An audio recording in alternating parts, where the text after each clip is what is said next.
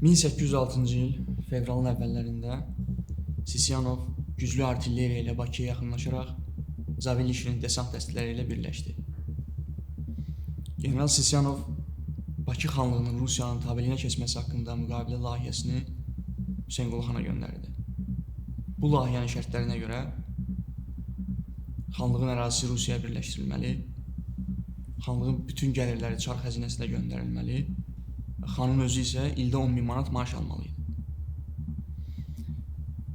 Hüseynqulu xan bu şərtləri qəbul elədiyini və Sisyanovla görüşüb açarı ona təqdim eləmək niyyətində olduğunu bildirdi.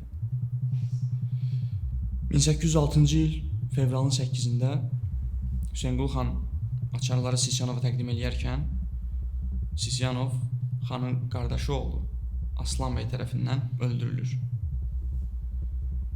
Amma həmin açar ruslarda qalır. Çünki bu açar qalanın deyil, Bakıda yeraltı şəhərin açarı idi.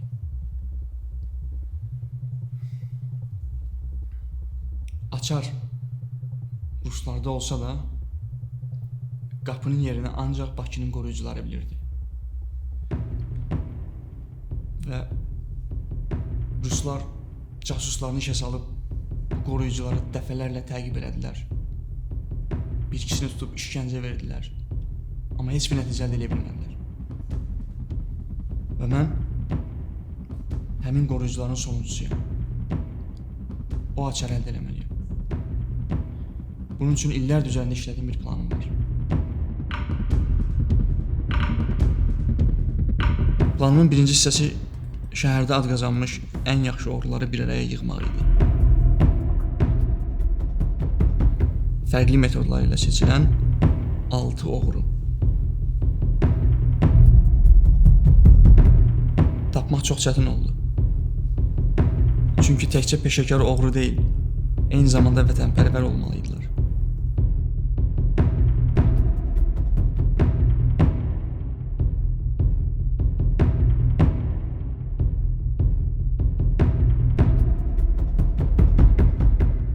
Çətin olsa da tapdım.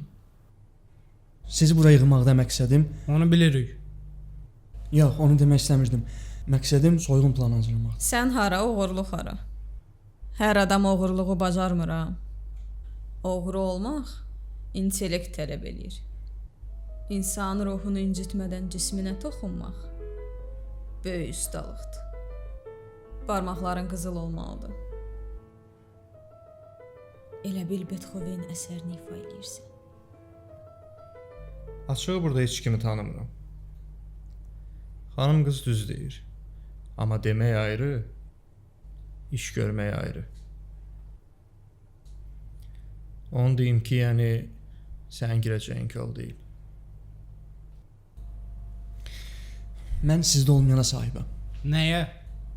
Plana. Bundan əlavə mən tarix müəllimiyəm. Azərbaycanın xanlıqlar dövründən qalan gizli xəzinələri var. Birinci də görün bunlar kimdir. Mənə elə hamı ilə bir masaya oturmağa yaraşmaz. Mənim üçün hər şeydən vacib adamın ağırlığıdır. Mən sizi sizdən yaxşı tanıyıram. Tək başına oğurluq eləməyə nə var ki? Mən sizə oğurluğun holdingini qurmağı təklif edirəm.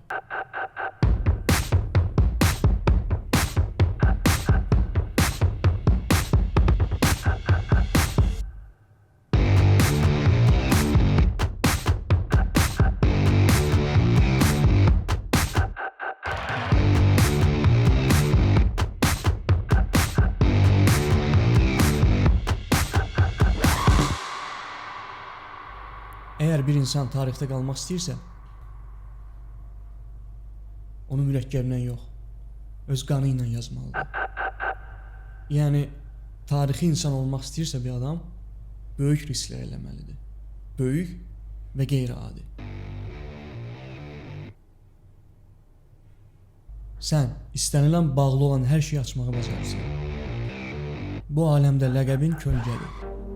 Oğurluq sənin üçün bir zövq işidir, ehtiyac deyil.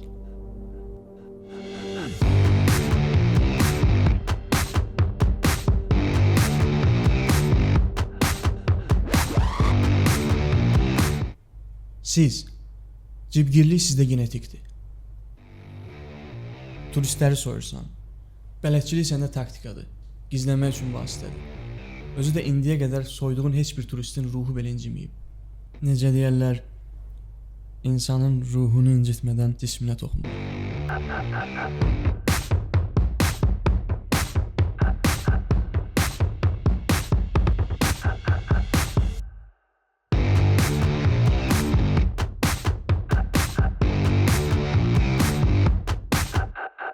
Kartların şifrəsini götürürsən, dostuna göndərirsən, o da hakerlik bacarığından istifadə eləyir.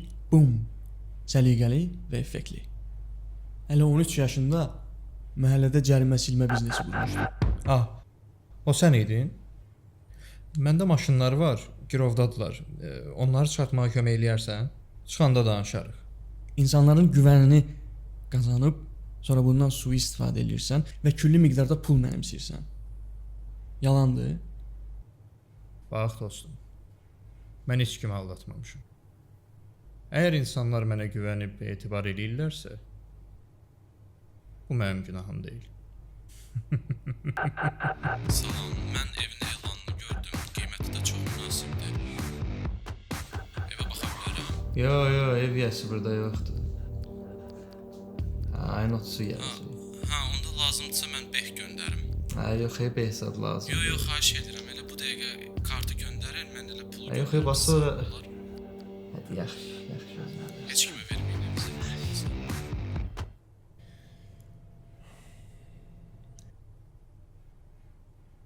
Qızılbarmaq. Cibgirliyin qanununu yazan şəxs. Maria. Müqəddəs Maria, sizi canlı görmək necə də böyük qürurdur. Baş barmağını kəsmək sənin texnikalarından sonra yoxa çıxıb. Cibgirliyin müqəddəs anası.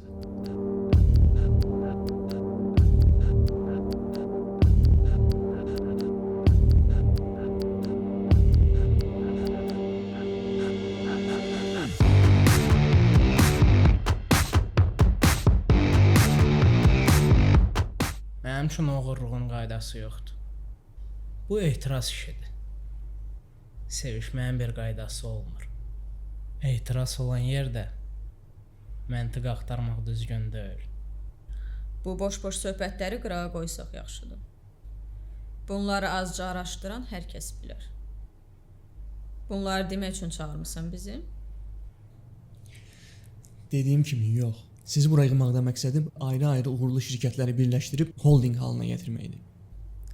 Bu vələdin burada nə işi var?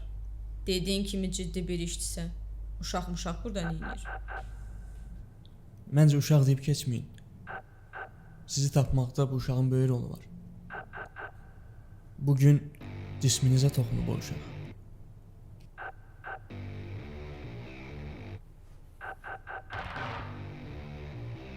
Bunlar hamısı sizindir.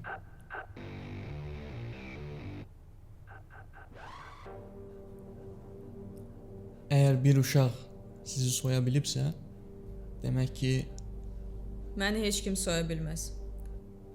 Kaşlyokları götürdüyüm yerdə, qoyduğum yerdə bilirəm. Hələ oğrular məyus olmasın deyə bir boş kaşlyok saxlayıram. Amma əsas kaşlyok.